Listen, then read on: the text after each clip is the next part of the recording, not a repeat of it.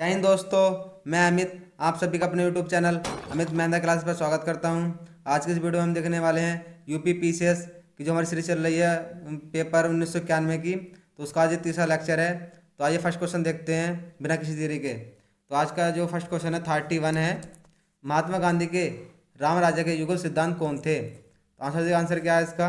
Answer की बात करें तो आंसर है डी, सत्य एवं अहिंसा महात्मा गांधी के राज्य के युगल सिद्धांत थे।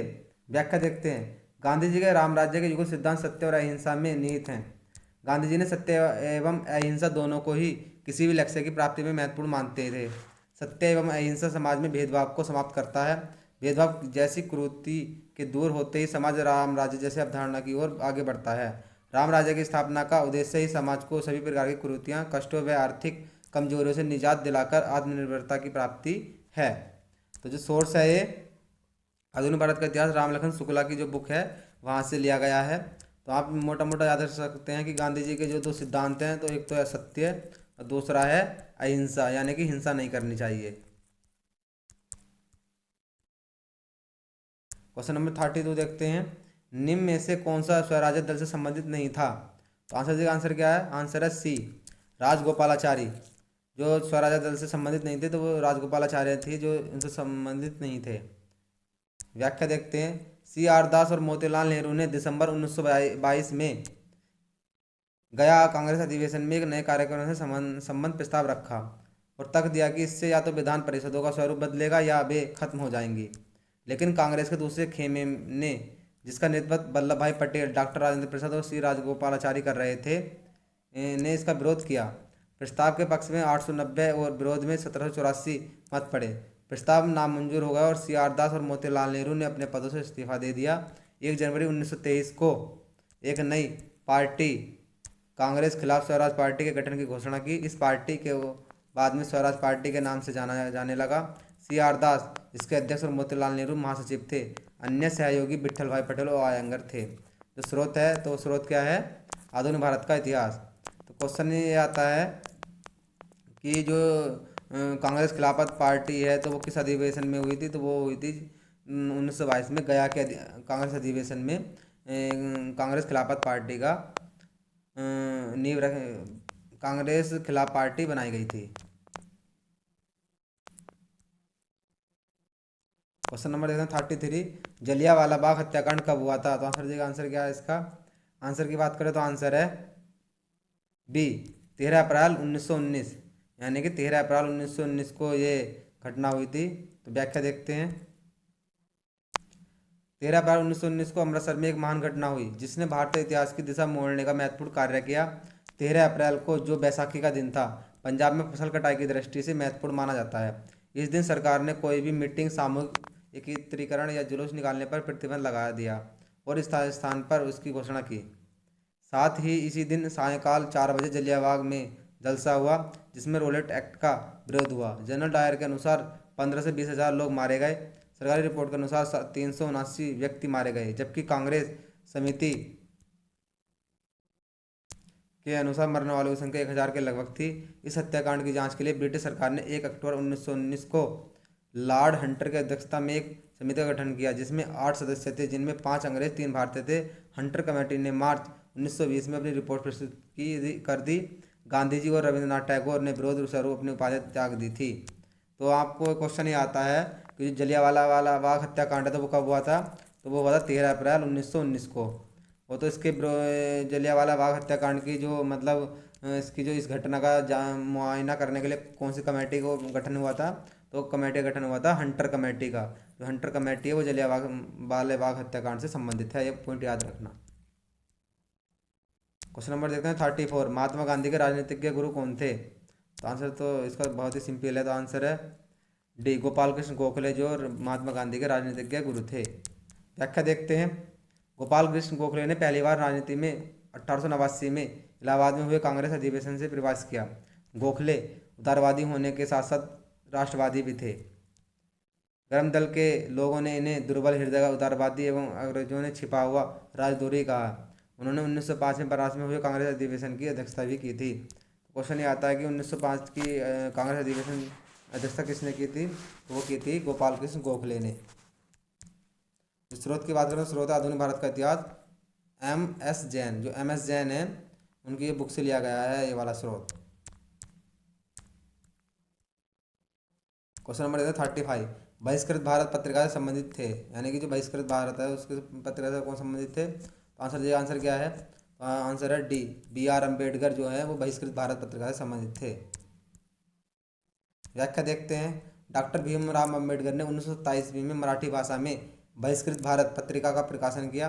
वो 20 जुलाई 1924 ईस्वी में उन्होंने मुंबई में बहिष्कृत हितकारिणी सभा की स्थापना की।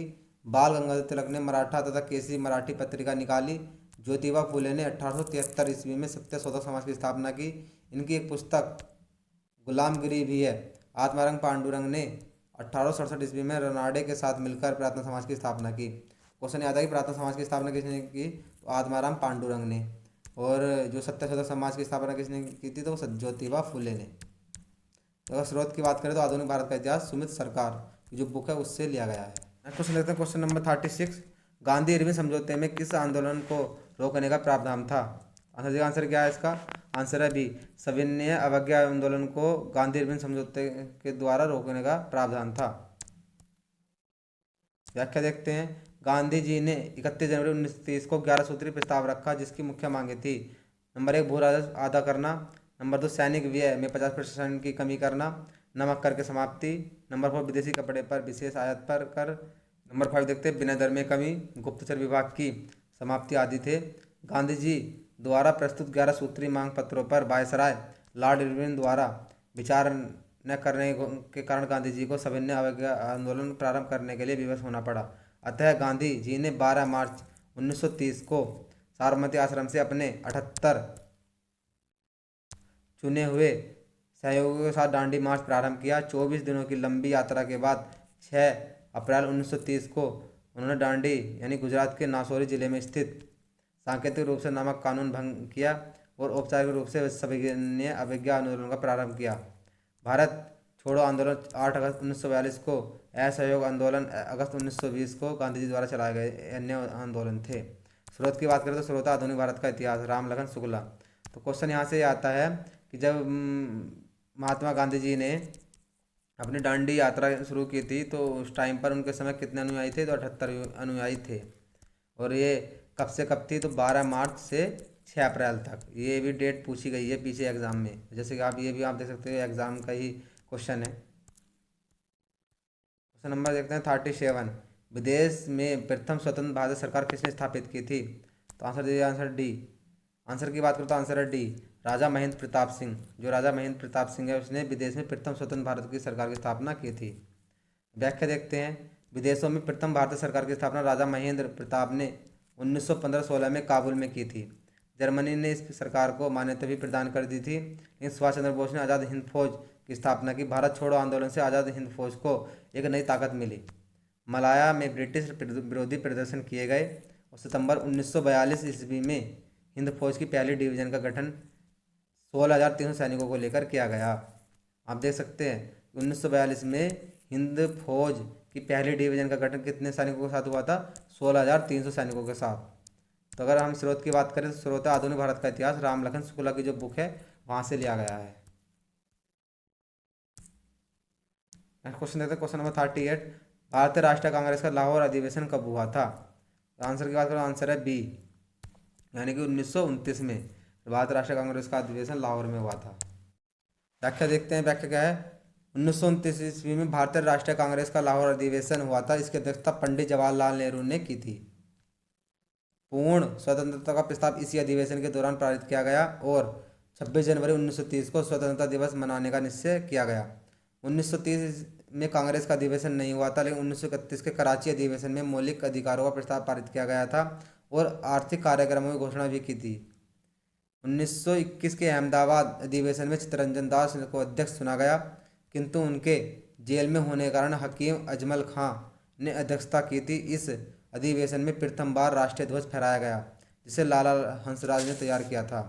यानी कि इस अधिवेशन में, यानी किस कौन से अधिवेशन में, 1929 के अधिवेशन में पहली बार राष्ट्रीय ध्वज को फहराया गया और उसे तैयार किसने किया था, लाला हंसराज ने। क्वेश्चन देखते हैं, क्वेश्चन नंबर 39, बंगाल का एकीकरण किस सन में संपन्न हुआ था? तो आंसर क्या है? आंसर की बात करो, आंसर है डी, यानी कि 1912 में। विभाजन कब हुआ था? 1905 में। दिसंबर 1903 और 19 जुलाई 1905 की औपचारिक घोषणाओं के बीच एक स्थानांतरण योजना को फ्रेजर, रेजले और कर्जन ने पूर्ण विभाजन में बदल दिया था। अनंतः पूर्वी बंगाल और असम के प्रांतों में असम के अतिरिक्त चटगांव, ढाका, राजशाही डिवीजन, हिल टिपरा और मालदा भी सम्मिलित कर दिए गए। 1911 इसमें विभाजन का एकीकरण तब हुआ जब प्रिंस चार्ल्स की भारत यात्रा संपन्न हुई, अर्थात एकीकरण की घोषणा 1911 तथा एकीकरण की 1912 में संपन्न हुआ। यानी कि घोषणा कब की गई? 1912 में, और संपन्न कब हुआ? 1912 में। तो ये पॉइंट याद रखना। बंगाल विभाजन कब हुआ था? तो 1905 में। तो उस टाइम पर गवर्नर कौन थे? तो गवर्नर थे कर्जन। ये पॉइंट याद रखना। स्रोत की बात करें, स्रोत आधुनिक भारत का इतिहास, सुमित सरकार की जो बुक है वहाँ से इसका स्रोत है। क्वेश्चन नंबर देखते हैं 40। स्वराज मेरा जन्म सिद्धाधिकार है, उद्घोष किसके द्वारा किया गया था? ये आंसर के बाद आंसर है बी, बाल गंगाधर तिलक ने कहा था कि स्वराज्य मेरा जन्म सिद्धाधिकार है। व्याख्या देखते हैं। स्वराज्य मेरा जन्म सिद्धाधिकार और मैं उसे लेकर रहूंगा, यह नारा बाल गंगाधर तिलक ने दिया। यह नारा तिलक जी ने भारतीय राष्ट्रीय कांग्रेस 1916 के लखनऊ अधिवेशन में किया गया। इस अधिवेशन में तिलक और एनी बेसेंट के प्रयासों से कांग्रेस और लीग के मध्य समझौता संपन्न हुआ, जैसे कांग्रेस लीग समझौता के नाम से जाना जाता है। नहीं कि जो 1916 में कांग्रेस और जो मुस्लिम लीग थी उसके बीच समझौता हुआ, जिसे कांग्रेस लीग समझौता के नाम से भी जाना जाता है। क्वेश्चन ये आता है कि कांग्रेस लीग समझौता कब हुआ था? तो वो हुआ था 1916 के लखनऊ अधिवेशन में। नेक्स्ट पॉइंट देखते हैं। नेक्स्ट क्वेश्चन देखते हैं, क्वेश्चन नंबर 41। करो या मरो का नारा किसने दिया था? तो आंसर क्या है? डी, महात्मा गांधी ने। महात्मा गांधी ने कहा कि करो या मरो का अब टाइम आ गया है। तो व्याख्या देखते हैं। 7 अगस्त 1942 को मुंबई के ऐतिहासिक ग्वालियर टैंक मैदान में कांग्रेस का अधिवेशन हुआ, इसकी अध्यक्षता अबुल कलाम आज़ाद ने की। पंडित जवाहरलाल नेहरू ने भारत छोड़ो प्रस्ताव पेश किया, जिसे थोड़े बहुत संशोधन के बाद 8 अगस्त 1942 ईस्वी को स्वीकार कर लिया गया। कांग्रेस के इस सम्मेलन में गांधी जी ने लगभग 70 मिनट का भाषण दिया था। क्वेश्चन ये आता है कि 70 मिनट का भाषण गांधी जी ने किस अधिवेशन में दिया था? तो वो दिया था 8 अगस्त 1942 के अधिवेशन में।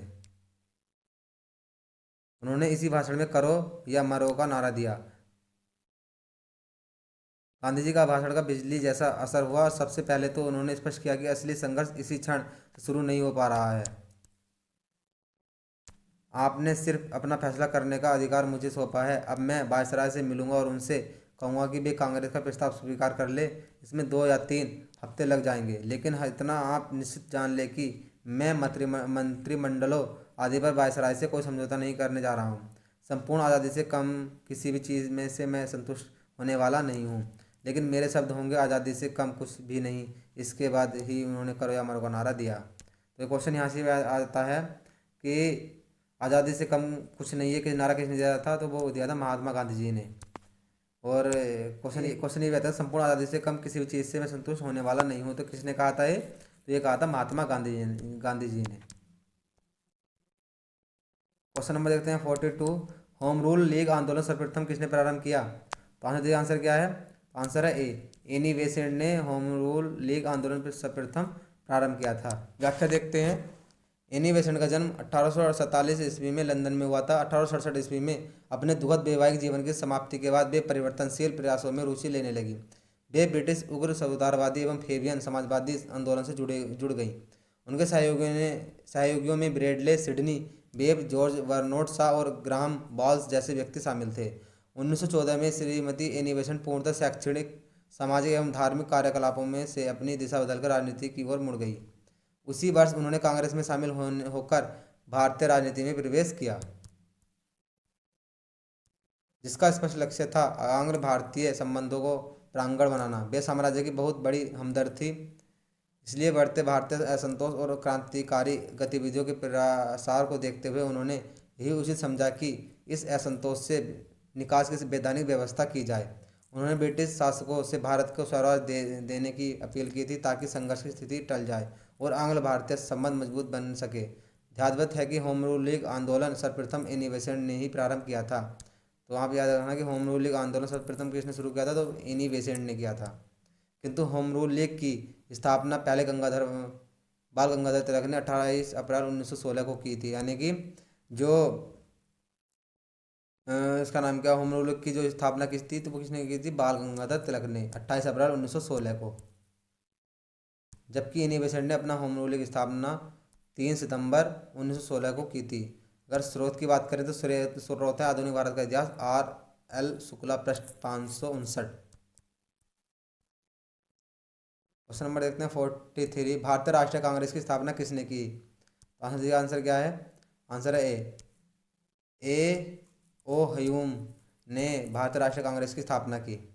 की बात करते हैं, भारतीय राष्ट्रीय कांग्रेस की स्थापना 28 दिसंबर 1885 को ए ओ ह्यूम ने की थी। इसके प्रथम महासचिव जनरल सेक्रेटरी भी थे।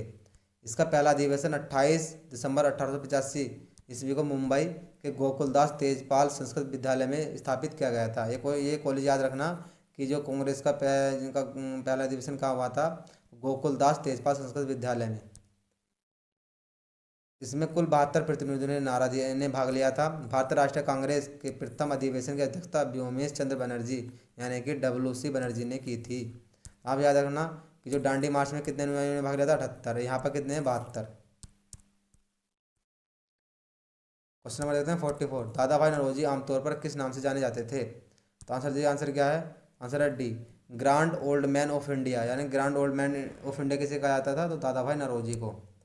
व्याख्या देखते हैं। दादा भाई नौरोजी को grand old man of India के नाम से भी जाना जाता है, गुरुदेव के नाम से भी रविंद्रनाथ टैगोर को, और पंजाब केसरी के नाम से लाला लाजपत राय को जाना जाता है। यानी कहने मतलब यह है कि गुरुदेव के नाम से किसे जाना जाता है, तो वो रविंद्रनाथ टैगोर को। पंजाब केसरी के नाम से किसे जाना जाता है, तो वो लाला लाजपत राय को। स्रोत की बात करो, आधुनिक भारत का इतिहास NCERT से है। आज का हमारा लास्ट क्वेश्चन है 45। भारतीय राष्ट्रीय कांग्रेस का प्रथम विभाजन कब हुआ था? तो आंसर क्या है? तो आंसर क्या होगा? आंसर है 1907 में। यानी 1907 में कांग्रेस विभाजित हो गई थी। लगभग इसी समय बंगाल में क्रांतिकारी आतंकवाद का उदय हुआ था। नरम राष्ट्रवादियों की ऐतिहासिक भूमिका 1907 तक पहुंचते पहुंचते समाप्त हो गई, लेकिन इससे पहले 30 वर्षों में इन राष्ट्रवादियों ने जो कुछ भी किया उसे एक महान सफलता ही कहा जाएगा। 1905-1907 के बीच पूरे देश में पिछड़े स्वदेशी आंदोलन और बहिष्कार आंदोलन का नेतृत्व इन नरमपंथी नेताओं के हाथों में नहीं था। तो गाइस, अगर वीडियो अच्छी लगे तो वीडियो को लाइक एंड शेयर करें, मेरे चैनल को सब्सक्राइब करें। Thanks for watching this video. Have a nice day. जय हिंद, जय भारत।